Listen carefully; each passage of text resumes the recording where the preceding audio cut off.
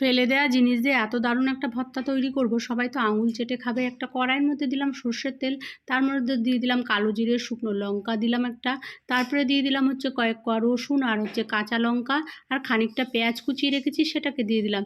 বেশ খানিকক্ষণ সমস্ত উপকরণ ভালো করে একটু নাড়িয়ে নিতে হবে, ভাজা ভাজা করে নিতে হবে। যে চিংড়ি মাছের মাথাগুলো আমরা ফেলে দিই সেগুলোকে ভালো করে ধুয়ে পরিষ্কার করে ওর মধ্যে দিয়ে দিলাম। বেশ খানিকক্ষণ একটু নাড়াচাড়া করার পরে দিয়ে দিলাম হচ্ছে পরিমাণ মতো হলুদ, আর দিয়ে দিলাম লবণ। দিয়ে এগুলোকে ভালো করে ভেজে নিতে হবে।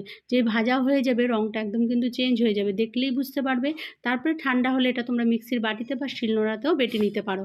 বাটা হয়ে গেছে, তারপরে কড়াইতে আবার সর্ষের তেল দেওয়ার পরে কালো জিরে আর একটা শুকনো লঙ্কা ফাটিয়ে দিলাম।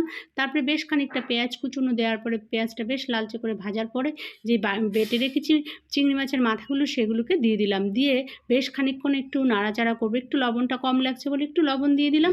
আবারও সমস্ত উপকরণ ভালো করে নাড়াচাড়া করব। যখন একদম কড়াই থেকে ছেড়ে আসবে কয়েকটা কাঁচা লঙ্কা কুচি দেবো আর ধনেপাতা দিয়ে নামিয়ে নেবো। ভালো লাগলে তোমাদের একটা লাইক আর শেয়ার করো। নতুন বন্ধু হলে অবশ্যই পাশে থেকো।